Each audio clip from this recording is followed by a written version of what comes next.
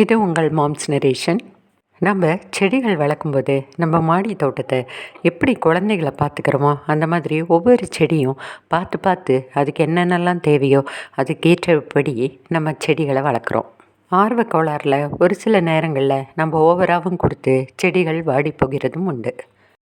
செடிகளில் துளிர்க்கிற ஒவ்வொரு இலையும் பூக்கிற ஒவ்வொரு பூவும் நம்மளோட மனதை அவ்வளவு அமைதிப்படுத்தி ரம்யப்படுத்துது. கிச்சனில் நம்ம வேஸ்ட் பண்ணிக்கிற இந்த மீன் தலைகளை குறித்து இன்றைக்கி பார்க்கலாம். இந்த மீன் தலைகளும் இந்த ஓவர் ரைப் பனானாவும் நிறைய நேரத்தில் குப்பை தொட்டிக்கு தான் போகுது. எப்படி தான் வேஸ்ட் பண்ணக்கூடாதுன்னு நம்ம வாழைப்பழத்தை வாங்கினாலும் எப்படினாலும் எவ்ரி வீக் நமக்கு ஒரு 4லேருந்து 6 பழங்கள் வேஸ்ட்டாக தான் போகுது. நிறைய வீடுகளில் இந்த மீன் தலைகளுக்கு இம்பார்ட்டன்ஸே கிடையாது. அது நம்ம தூக்கி போடுறோம், நாய்களோ பூனைகளோ அது சாப்பிடுது. ஆனால் இந்த மீன் வேஸ்ட் நிறைய நைட்ரஜனை பிளான்ட்ஸ்க்கு ரிலீஸ் பண்ணுது. நாட் ஓன்லி நைட்ரஜன், அந்த மீன் தலையில் இருக்கிற அந்த எலும்புகள் மக்கும்போது கால்சியம், பாஸ்பரஸ் இந்த சத்துக்களெல்லாம் கூட செடிகளுக்கு போய் சேருது. பொதுவாக மீன் கழிவுகளை மக்க வைத்து நம்ம செடிகளுக்கு கொடுக்குறோம். இன்றைக்கி மக்க வைக்காமல் எப்படி செய்யலான்னு சொல்லி பார்க்கலாம். இப்போ மழைக்காலமாக இருக்கிறதுனால சீக்கிரமாக மக்கவும் செய்யும்.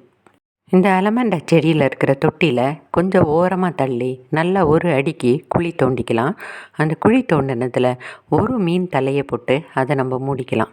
அடுத்த சைடு இன்னொரு குழியை தோண்டி அதில் இந்த வாழைப்பழம் பழுத்ததை போட்டு மூடிடலாம்.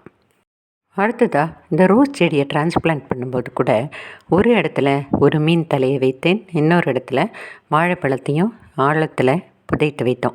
ஒரு அடிக்கு குழி தோண்டிட்டோம்னா இதை பூனைகளோ எதுவும் டிஸ்டர்ப் பண்ணாது. அதே நேரத்தில் இது நல்ல சத்துக்களையும் ரிலீஸ் பண்ணும்.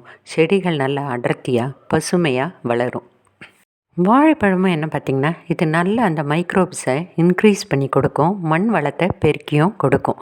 இது ரெண்டுமே ஸ்லோ ரிலீஸ் ஆஃப் எனர்ஜி. அதனால் ஸ்லோவாக மினரல்ஸ் செடிகளுக்கு போய் கொண்டிருக்கும். அவசரப்பட வேண்டாம். அடுத்ததாக மழை காலமாக இருப்பதுனால இது நமக்கு ரொம்ப சீக்கிரமாக மக்கும். ஏன்னா அதில் ஈரப்பதம் இருந்து கொண்டே இருக்கும். ரெண்டாவதாக ஆழத்தில் குழி தோன்றதுனால நம்ம பூனைகளோ இல்லை மற்ற அனிமல்ஸோ இதை டிஸ்டர்ப் பண்ணாது. நியூட்ரியன்ட் ஸ்லோவாக ரிலீஸ் ஆகுன்றனால ரொம்ப நாட்களுக்கு அந்த செடிகளுக்கு வேண்டிய சத்து இந்த மண்ணில் காணப்படும். ஒரே மாதிரியான முறையில் உரத்தை செடிகளுக்கு கொடுப்பதை தவிர்த்து இப்படி பல வகையான முறைகளில் நம்ம ட்ரை பண்ணும்போது நம்ம செடிகளுக்கு எது பெஸ்ட்டுன்னு நம்மளால் கண்டுபிடிக்கவும் முடியும், அதை நம்ம பின்பற்றவும் முடியும். உங்களுக்கு இந்த வீடியோ பயனுள்ளதாக இருந்தால் நீங்களும் இந்த முறையில் நீங்கள் செய்து பாருங்கள். இல்லை உங்களோட முறையில் செய்கிறத கமெண்ட்டில் எழுதுங்க. நன்றி.